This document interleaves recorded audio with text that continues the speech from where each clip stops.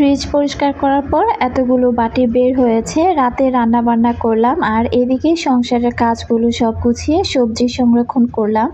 Hello everyone, আসসালামু আলাইকুম। এখন বাজে রাত 2টা 15 আর আমার ঘরের অবস্থা দেখেন। এই যে সে কিন্তু একটু আগেই বাসায় ফিরেছে, এসে এভাবে খাওয়া দাওয়া করেছে এই টি টেবিলে বসেই। তো সে তারপর এই যে টিভি ছেড়ে একদম খুব সাউন্ড দিয়ে সে নাটক দেখতেছে। তো এর মধ্যে কিন্তু আমার ঘুমটাও ভেঙে গিয়েছে, কারণ বাসায় আসার পর দেখা যায় ঘরের সমস্ত লাইটগুলো জ্বালিয়ে দেয়। এরপর গোসল করবে, তারপরে খাওয়া দাওয়া করবে, টিভিটা সাউন্ড দিয়ে ছেড়ে রাখবে আর আমাকে চিৎকার চেঁচামেচি করে ডাকাডাকি করবে। যতক্ষণ পর্যন্ত না উঠবো ততক্ষণ পর্যন্ত ওই যে পুরুষদের যত দোষ আর কি, মেয়েদের যত দোষ আর কি ধরা যায়, পুরুষদের দোষের কথা কেন বলছি আর কি, ঘরের বউ কেন স্বামী ঘরে আসার পর কেন উঠবে না, কেন তাকে ভাত বেড়ে দিবে না, এই সমস্ত কার্যকলাপ আর কি। আর তার সাথে সাথে কিন্তু আমার ছোট মেয়েটাও সজাগ থাকে। তো আমার কিন্তু ঘুম থেকে উঠতে প্রতিদিন সকালবেলা একদম 10টা, সাড়ে 10টা, 11টা বেজে যায়। তার কারণটা আমি এই যে দেখিয়ে দিলাম। তো আপনাদের ভাইয়া যেহেতু রাত 2টা 3টা বাজে বাসায় আসে, তো সেক্ষেত্রে কিন্তু আমারও ঘুমটা আসতে আসতে অনেক লেট হয়ে যায়। আর তার মাঝখানে দেখা যায় রাতের মধ্যে 2-3 বার করে সে আমাকে ফোন দেবে আর তার যত গল্পের ঝুড়ি আছে সে ফোনে আমার সাথে গল্প করতে থাকবে। ওই দিক থেকেও ঘুম হয় না, আবার এদিক থেকে রাতে এসে এই হাল অবস্থা করে, এই দিক থেকেও কিন্তু আমার ঘুমটা হয় না। এই ভিডিওর অংশটুকু কেন শেয়ার করেছি জানেন? কারণ অনেক দিন আগে সে আমাকে কমেন্ট করেছিল আমি সকাল কয়টায় ঘুম থেকে উঠি। তো তার প্রমাণটা ধরে রাখার জন্যই আজকে আমি ওই ভিডিওর অংশটুকু রেখেছি। এটা কিন্তু প্রতিদিন রাতেই আমার ঘরে হয়ে থাকে। তো যাই হোক, এখন তো সকালবেলা, রাতের বেলা তো গেলই। তো এখন ঘুম থেকে উঠে এখন বাজে প্রায় 9:30, 10টার মতো বেজে গিয়েছে। তো আমি উঠে তাড়াতাড়ি করে গতকাল যে সবজি রান্না করেছিলাম আর কি, সবজি খিচুড়ি, সেটা কিছুটা পরিমাণে রয়ে গিয়েছিল। তো সকালে আজকে আর রুটির ঝামেলা করিনি। তো এখানে আমি সবজি খিচুড়ি দিয়ে আর কি নাস্তাটা করব। তো তার সাথে আর কোনো কিচ্ছু করিনি, কারণ সবজি খিচুড়িটা খেতে এমনিতেই ভালো লেগেছিল আর পরিমাণে এতটুকুই ছিল। তো খিচুড়িটা কিন্তু আমি একা খাইনি, আমার সাথে কিন্তু আমার ছোট মেয়েও খেয়েছে। আর ছোট জনের একটা অভ্যাস কি, যে যত রাত পর্যন্ত তার বাবা বাইরে থাকবে সেও কিন্তু ঘুমাবে না। তার বাবা বাসায় আসবে, খাবে দাবে, তারপর সে তার বাবার ফোনটা একটু ধরে ঘাঁটাঘাঁটি করবে, তারপর সে ঘুমাবে। এটা একদম তার একটা অভ্যাসে পরিণত হয়ে গিয়েছে। তো যাই হোক, আমি কিন্তু সকালবেলা উঠে কি করি, আগে যত কাজেই থাক না কেন আমি বেশিরভাগই কিন্তু শীতের সকালে যেদিন দেখি যে রোদটা ভালো উঠেছে সেদিন কিন্তু আগেই গোসলটা করে ফেলি। না হলে দেখা যায় কাজকর্ম সেরে গোসল করতে করতে আমার অনেক রাত হয়ে যায়। আর ওই যে সবজিগুলো আমি ধুয়ে রেখেছিলাম এগুলো ক্যাবিনেটের উপরে এভাবেই রয়ে গিয়েছে। এগুলো আমি ডাইনিং টেবিলের উপরে কিন্তু গতকাল বিকেল দিকে আর কি ছড়িয়ে রেখেছিলাম। যখন শুকিয়ে গিয়েছে ওগুলো তুলে আবার এভাবে আমি ঝুড়িতে করে রেখে দিয়েছি। সবজিগুলো সংরক্ষণ করব, তবে আমার ফ্রিজের অবস্থা কিন্তু অনেক খারাপ। তো ওই যে থালা বাসনগুলো কিন্তু আমি অফ ক্যামেরাতে ধুয়ে নিয়েছিলাম। তো খিচুড়ি খেয়ে নিয়েছি আর ছোট মেয়েকে বললাম যে একটু চা বানিয়ে নাও। তো এখানে এই যে টাওয়ালগুলো বিছিয়ে আমি সবজিগুলো মেলে দিয়েছিলাম, সেই টাওয়ালগুলো ভাঁজ করে রেখে দিয়েছিলাম, ওগুলো আর রাখা হয়নি। এগুলো আবার এই ঝুড়িটার মধ্যে রাখলাম। আর ফার্নিচার পরিষ্কার করার জন্য যে কাপড়গুলো আমি ব্যবহার করি সেগুলো আমি নামিয়ে নিলাম। তো এই যে 2 মা আমি এখন চা খাবো। আর আমার সকল প্রিয় আপু ভাইয়া আঙ্কেল আন্টিদেরকে রিকোয়েস্ট করব, যারা ভিডিওটি ক্লিক করেছেন এখনও পর্যন্ত একটি লাইক দেননি, প্লিজ একটি লাইক দিয়ে ভিডিওটি কন্টিনিউ করবেন। আর যারা নতুন আজই আমার চ্যানেলে প্রথম ভিজিট করেছেন, যদি লাইফস্টাইল ব্লগ দেখতে আপনি ভালোবাসেন, চাইলে আমার চ্যানেলটি সাবস্ক্রাইব করে আমার পাশে থেকে যেতে পারেন। অফ ক্যামেরাতে বিছানাটা গুছিয়ে নিয়েছি আর এখন ঘরটা খুব সুন্দর করে ঝাড়ু দিয়ে নিচ্ছি। আমি কিন্তু কয়েকদিন আগে এই যে পড়ার টেবিলটা দেখতে পাচ্ছেন, এত প্রচুর পরিমাণে এই টেবিলেরও আর কি চারপাশে ময়লা জমেছিল, সেটা আমি আর আমার ছোট মেয়ে 2 জন মিলে কিন্তু এই পড়ার টেবিলটা পরিষ্কার করেছিলাম। তো অনেকটা ব্যস্ততার মধ্য দিয়েই সেই দিনটা পার করেছিলাম, আপনাদের সাথে শেয়ার করিনি। তো এমন একটা অবস্থা, বই খাতা যেমন ধুলোবালি তেমন টেবিলের নিচে ময়লা আর কি। বড়জনকে তো বারবার বলি এটা পরিষ্কার করার জন্য, সে করেনি, কিন্তু সেদিন অনেক কাজের মিনিটের মধ্যে ওই কাজটা আমি করে নিয়েছিলাম। তারপরে এত সুন্দর করে টেবিলটা গুছিয়ে দিয়েছি, এরপর আবার দেখেন যেমন আবার তেমনই হয়ে গিয়েছে। আমি এটাকে যতই গুছিয়ে দেই না কেন, আমার বড় মেয়েটা কিন্তু এটাকে খুব সুন্দর করে যে গুছিয়ে গাছিয়ে রাখবে তা কিন্তু না। যতটা পারে সে এলোমেলো রাখতেই কিন্তু সব কিছু পছন্দ করে। তো যাই হোক, আমি বারান্দায় চলে এসেছি রুমটা ঝাড়ু দিয়ে। তো গতকালকের কিছু কাপড়-চোপড় বারান্দাতে মেলে দিয়েছিলাম। সেগুলো শুকিয়ে গিয়েছে। তো ভাবলাম যে কাপড়-চোপড়গুলো আগে রুমে তুলে ফেলি। আমার অনেক আপুরা বলেন যে, "আপু তুমি তোমার বড় মেয়েকে বকা দিও না। ও একটা সময় কাজ শিখে যাবে।" আসলে আমার ছোট মেয়েকে কিন্তু আমাকে এত কথা বলতে হয় না। ও কিন্তু আমার দেখাদেখি খুব সুন্দর করে আমার মতোই কাজগুলো করে নেয়। তবে বড়জনকে যতই দেখুক আর যতই শিখাই না কেন, সে শিখবেও না, সে করবেও না আমার মনের মতো করে। তো যার কারণে আমি কিন্তু রাগ হয়ে তাকে মাঝে, মাঝে কোনো কাজের অর্ডারও দিই না। আমি যতটুকু পারি আমি করি, আর আমার সাথে দেখাদেখি জুঁইকে বলা লাগে না। জুঁই সব কাজ আমার এমনিই করে দেয়। তো এখানে আমি এই যে দেখেন গতকালকের যে কাপড়-চোপড়গুলো ধুয়েছিলাম সেগুলো শুকিয়ে গিয়েছে। আর এখন একটা, একটা করে সবগুলো কাপড়-চোপড় গুছিয়ে নিচ্ছি। রান্নাবান্না করতে চেয়েছিলাম, তো ভাবলাম যে না, আমার ফ্রিজের অবস্থা খারাপ, ফ্রিজটা পরিষ্কার করি। তো তার আগে এই কাজগুলো না করলে কাজগুলো আবার বিকেলবেলা করার হয়তো সময় পাবো না। তাই আর কি একদম সকাল দিকে যে কাজগুলো ছিল সেগুলো আগে গুছিয়ে নিয়ে এরপরে যে ফ্রিজের কাছে চলে এসেছি। এখন আমার ফ্রিজের অবস্থাটা আপনাদেরকে দেখাচ্ছি। এই যে দেখেন, আর প্রত্যেকটা আর কি বলবো যে যতগুলো জিনিস এই যে তাকে রাখা হয়েছে, তো প্রত্যেকটা অপশনে কিন্তু একদম যে আদা রসুন ব্লেন্ড করেছিলাম সেগুলো আর ঝোল-টোল পড়ে একদম অবস্থা খারাপ। তো আমি শুধু নরমালটাই পরিষ্কার করতে চেয়েছিলাম। পরবর্তীতে দেখলাম যে না, ফ্রিজটা যেহেতু পরিষ্কারই করব, তো ডিপ সহই পরিষ্কার করে ফেলি। আর আজকে কিন্তু বাইরে প্রচণ্ড রোদ উঠেছিল। তো এর মধ্যে কিন্তু আমি এগুলো খুব সুন্দর করে এই যে পেপারগুলো আর কি ফ্রিজের, তো এগুলো কিন্তু আমি খুব সুন্দর করে গরম পানি দিয়ে আমি ভালো করে ধুয়ে নিয়েছি। এগুলো আগে বারান্দাতে মেলে দিলাম। ফ্রিজ পরিষ্কার করতে, করতে এই পাশ থেকে কিন্তু এগুলো খুব সুন্দর করে শুকিয়ে যাবে। তো আমি কিন্তু এগুলো পরিষ্কার করতাম। তো জুঁই বলতেছিল, "আম্মু দাও, এগুলো আমি পরিষ্কার করে দিই, তুমি ফ্রিজটা ধুয়ে ফেলো।" তো ওই পাশ থেকে ও আর কি ফ্রিজে যা, যা ছিল আমি সব খুলে দিয়েছি। ও ধুয়ে নিচ্ছে। আর এই পাশ থেকে আমি ফ্রিজটা পরিষ্কার করে নিচ্ছি। ফ্রিজের অবস্থা কিন্তু এক্কেবারে খারাপ হয়ে গিয়েছে। কবে যে আমি ফ্রিজ পরিষ্কার করেছি সেটাই আমি ভুলে গিয়েছি। তো অনেকদিন যদি ফ্রিজ পরিষ্কার করা না হয় তাহলে কিন্তু ফ্রিজ থেকে খুব বাজে একটা গন্ধ আসে। তো আমি কিন্তু একদম ভিনেগার, তারপরে একটু খাবার সোডা, লেবু আর ভিম লিকুইড দিয়ে খুব সুন্দর করে ফ্রিজটা পরিষ্কার করেছি। আর এগুলো আমি খুব সুন্দর করে আর কি জুঁই আমাকে ধুয়ে দিয়েছে। তো এখন এই যে পকেটের যে জিনিসগুলো আছে এগুলো আমি লাগিয়ে নিচ্ছি। এগুলো যেহেতু কাঁচের, তো এই ফ্রিজের মধ্যে এগুলো দেখা যায় খুলতে বা লাগাতে গেলে আমার কিন্তু একটু ভয় কাজ করে।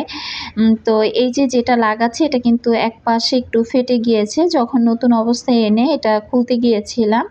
তো এর পরবর্তীতে খুলতে গেলে আমি একটু সাবধানতার সাথে আর কি খুলি। আর অফ ক্যামেরাতে আমি পুরো ফ্রিজটা খুব সুন্দর করে আজকে ক্লিন করে নিয়েছি।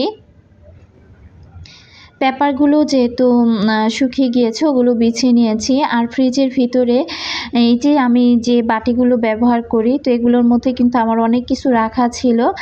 দেখলাম যে অনেক কিছু একদম অল্প, অল্প পরিমাণে আছে, সেগুলো আমি ছোট বাটিতে তুলে নিয়েছি। আবার অনেক জিনিস দেখলাম যে চালের গুঁড়ি রেখেছিলাম, চালের গুঁড়িগুলো আর কি নরমালে রেখেছিলাম, কিভাবে যেন পানি ঢুকে অনেকগুলো গুঁড়ি নষ্ট হয়ে গিয়েছে, সেগুলো ফেলে দিয়েছি। আর বাকি যে বাটিগুলো ছিল যেগুলো আর কি দেখলাম একেবারে ফাঁকা হয়ে গিয়েছে, ২-১টা জিনিস আছে, তো সেগুলো নামিয়ে আমি সবগুলো বাটি খুব সুন্দর করে ধুয়ে নিলাম। ফ্রিজ পরিষ্কার করার পর কিন্তু এতগুলো বাটি বের হয়। আর আমি অফ ক্যামেরাতে এই যে সবগুলো সবজি কাটাকাটি করে নিয়েছি। সবজিগুলো যেহেতু আমার খাওয়া হয়ে যাবে এগুলো আমি নর্মাল ফ্রিজে রাখবো। এখানে আমি সব রকমের সবজি দিয়ে ভাজি করেছি, আর সিম, ফুলকপি, আলু কেটে রেখেছি। আর একজন আপু আমাকে বলেছিল যে আপু নাকি কোনো সময় কাঁচা মরিচ ফ্রোজেন করে না। তো আমিও কিন্তু কখনো ওইভাবে করা হয় না। এখানে রসুন, পাঁচমিশালি সবজিও কেটে নিয়েছি আর পেঁয়াজ কেটে নিয়েছি অনেকগুলা। তো এই ফার্স্ট টাইম আমি মরিচটা সংরক্ষণ করছি। তো দেখা যায় কি মরিচটা এর আগে আমি অল্প পরিমাণে করেছিলাম। তো এরপর আমি আর কি দেখা যায় রান্না করার সময় শুধু নামিয়ে সাথে সাথে তরকারিতে দিয়ে দিলে তো মরিচের যে স্বাদটা সেটাও যা আর কি চলে যায় না, ঠিকঠাকই থাকে গন্ধটা। আর এখানে আমি কিছু পেঁয়াজও একদম কুচি কুচি করে কেটে সামান্য একটু তেল দিয়ে তারপরে এই যে বক্সে করে রেখে দিচ্ছি। এটা আর কি ডিপ ফ্রিজে রেখে দিব। তো আজকে কিন্তু আমি অনেকগুলো কাজ করেছি, এগুলো কাটাকাটি করতে করতে আমার অনেকটা সময় চলে গিয়েছে। আর দুপুরের খাবার দাবারটা সেটা অফ ক্যামেরাতে করেছি। আসলে ভাত রান্না করেছিলাম আর ডিম ভেজে খেয়ে নিয়েছি। ভাতটা রান্না করতে গিয়ে ভাতটা একেবারে নরম হয়ে গিয়েছিল, ভাতটা খেয়ে শান্তি পাইনি। আসলে হাজারটা কাজ নিয়ে থাকলে অনেক দিকে কিন্তু তখন চোখ দেওয়া যায় না। যেহেতু ওই লাইন গ্যাসে ভাতটা বসিয়ে দিয়েছিলাম, তো ছোটো মেয়েকে বলছিলাম একটু খেয়াল রাখতে, ও আর খেয়াল রাখতে পারেনি, তো ভাতটাও নরম হয়ে গিয়েছে। তো যাই হোক ক্ষুধা লেগেছে, ওই অবস্থায় হালকা পরিমাণে কিছু খাবার দাবার আর কি খেয়ে নিয়েছি। এর মধ্যে এখন যে সবজিগুলো আমি প্রতিদিন রান্না করব সেগুলো আলাদা, আর কাঁচামরিচ, রসুন, পেঁয়াজ এগুলো আমি ডিপ ফ্রিজে রাখবো। আর ফ্রিজে আগে যে বাটিবুটিগুলো ছিল বা শুটকি অন্যান্য যা আমার নর্মালে রাখি সেগুলো অফ ক্যামেরাতে আমি গুছিয়ে নিয়েছি। এখন কিন্তু ফ্রিজটা দেখতেও সুন্দর লাগছে আর ফ্রিজ থেকে খুব সুন্দর একটা স্মেলও বের হচ্ছিল, কারণ আমি একদম 2টা লেবু দিয়ে খুব সুন্দর করে ফ্রিজটা পরিষ্কার করেছিলাম। তো আমি নর্মালটা একটু আমার আপুদেরকে দেখিয়ে দিলাম যে পরিষ্কার করার পর আর গুছানোর পর কতটা সুন্দর লাগছে। আর এটা ছিল ডিপ। তো ওই যে মাছ আনা হয়েছে, মাছগুলো কিন্তু কুটে আনা হয়েছিল, তবে এগুলো ধোয়ার সময় আজকে আর নেই, তাই ওইভাবেই রেখে দিয়েছি। আর এখানে কাঁচামরিচ আর পেঁয়াজে যে কিছু রসুন কুচি এগুলো রেখে দিলাম। আর এখানে ওই যে টমেটোগুলো এনেছিলাম এগুলো আমি পরিষ্কার করে তারপর আর কি একটা ট্রেতে করে আস্ত অবস্থায় রেখে দিয়েছি। তো কাটার আর সময় পাইনি, এভাবে রেখে দিব। তো যাই হোক পরে এগুলো বাটিতে তুলে রাখবো, এখন আপাতত ট্রেতে করেই রাখলাম। আচ্ছা, যখন ভয়েস ওভার করছিলাম তখন হয়তো বা আপনারা আজানের শব্দ শুনতে পাবেন, কারণ ভয়েসটা যখন দিচ্ছিলাম তখন আসরের আজান দিচ্ছিল। তো ওই অবস্থায় আমি ভয়েস দিয়ে দিয়েছিলাম। তো তারপরে কিছুটা টাইম চুপ থেকে আবার ভয়েসটা শুরু করলাম। যাই হোক এখানে অল্প কিছু বেগুন ছিল, তো 4টা ফালি হয়েছে। তো এখানে আমি এই 4টা বেগুনি ভেজে নিব। আর শীতের সবজি দিয়ে কিন্তু আজকে আমি গরুর মাংসটা রান্না করব। তো এর আগেও কিন্তু একদিন রান্না করেছিলাম, জবার আব্বু খেতে ভীষণ পছন্দ করেছিল। তো যাই হোক এই তো এখন আমি শুকনো মরিচও সাথে ভেজে নিচ্ছি। কয়েকদিন যাবৎ ভাবতেছি যে বেশ পরিমাণে কিছু শুকনো মরিচ ভেজে তারপর আর কি আমি রেখে দিব, কিন্তু করব করে ওই কাজটা, এত কাজের মাঝে ওই কাজটাই আর কি করা হচ্ছে না। তো আরেকদিন যে আমি এভাবে রান্না করেছিলাম না, জবার আব্বু খেতে কিন্তু ভীষণ পছন্দ করেছিল। তো সেও ফার্স্ট টাইম এভাবে আর কি পাতাকপি দিয়ে তারপরে গরুর মাংস রান্না করাটা খেয়েছিল। তো এদিক থেকে আমি ভালো করে পেঁয়াজটা ভেজে তারপরে এখানে আমি আদা, রসুন, হলুদের গুঁড়া, মরিচের গুঁড়া, ধনিয়ার গুঁড়া, লবণ সব কিছু একসাথে আমি আর কি মশলাটা পানির মধ্যে ভিজিয়ে রেখেছিলাম। আর আদা রসুনের বাটিটা ধুয়ে আর কি এখন আবার পানি দিয়ে দিলাম। আর 4 ফালি টমেটো ছিল সেটাও দিয়ে দিলাম, তেজপাতা। আজকে আর আস্ত মশলা দিব না, ঘরে যে গরম মশলাটা আমি তৈরি করেছিলাম সেই মশলাটাই আমি দিয়ে দিলাম। তো মশলাটা ভালোভাবে কষানো হয়ে গিয়েছে, এখন আমি মাংস দিয়ে দিচ্ছি। গত ভিডিওতে আমার প্রিয় আপুরা কিন্তু অনেক সুন্দর সুন্দর কমেন্ট করেছেন। তো আমার ফুচকা খাওয়া দেখে নাকি ইছান বাবারও অনেক ফুচকা খেতে ইচ্ছা করছিল। তো কি করব বলো আপু, আমার প্রতিটা ভালোবাসার আপুরা এত দূরে দূরে থাকে যে চাইলেও অনেক সময় আমি আমার আপুদেরকে নিয়ে অনেক কিছু খেতে ইচ্ছে করে, যে যখন আমি এটা খাই মনে হয় যে ইস আমার আপুরা যদি আমার পাশে থাকতো তাহলে সবাইকে নিয়ে একসাথে খেতে পারতাম, কিন্তু সেটা তো আর সম্ভব হয় না। তো কি আর করা। তো ইছান সোনা, কখনো যদি তুমি আবারও ঢাকা শহরে আসো তাহলে কিন্তু অবশ্যই তোমাকে নিয়ে আমি বাবা ফুচকা খাবো, চা খাবো, কফি খাবো, সব খাবো আন্টি তোমাকে নিয়ে। তো যাই হোক, এদিক থেকে আমি এই যে রান্না করতে গিয়েও দেখেন আবার কতগুলো থালা বাসন বের হয়েছে। তো এই যে বোলটা বের হয়েছে, ঝুড়িটা বের হয়েছে। তো রান্না বসিয়ে দিয়ে কিন্তু এই যে কাজগুলো করে নিচ্ছি। সকাল থেকে কিন্তু এই হাত দুইটা একটু সময়ের জন্য আমি অবসর দিইনি। একটার পর একটা, একটার পর একটা কাজ করেই যাচ্ছি। আমার একজন ভালোবাসার আপু আছেন। তো এই মুহূর্তে আপুটার নাম ভুলে গিয়েছি। আপু কিন্তু খুব সুন্দর আর বড় একটা কমেন্ট করেছেন। তো আপু আর কি লিখেছিল যে আমি যে ভিডিওগুলো আমি ক্যামেরা বন্দি করি আমার কাজকর্মগুলো, তো সেগুলো নাকি খুব সুন্দর করে আমি আর কি ক্যামেরা বন্দি করি। আমি জানি যে এ ধরনের কাজগুলো অনেক আপুরা প্রতিটা সংসারের প্রতিটা আপুরাই কিন্তু করে থাকে। তো অনেক আপুরা হয়তো বা আমার মতো এভাবে ক্যামেরা বন্দি করে না, শর্টকাটে শেয়ার করে। আর আমি A to Z কাজগুলোই আপনাদের সাথে শেয়ার করার চেষ্টা করি। আসলে আমার কাছে কিন্তু খুব ভালো লাগে যে আমি কোন কাজটার পর কোন কাজটা করছি, কিভাবে করতেছি এগুলো শেয়ার করতে। তো মাঝে মাঝে না ভিডিও ছোট করতে চাইলেও লাইফস্টাইল ব্লগ যেহেতু, তো ভিডিওটা কিন্তু অনেক বড় হয়ে যায়। তো আমি জানি অনেক আপুদের দেখতে একটু কষ্ট হয়ে যায়, যে আপুদের দেখতে কষ্ট হয়ে যায় সে আপুদেরকে বলবো যে যদি ভালো না লাগে বড় ভিডিও তাহলে প্লিজ আপুরা আপনারা স্কিপ করে যাবেন ভিডিওটি। আর যদি ভালো লাগে তাহলে তো অবশ্যই ভালোবাসা নিয়ে দেখবেন।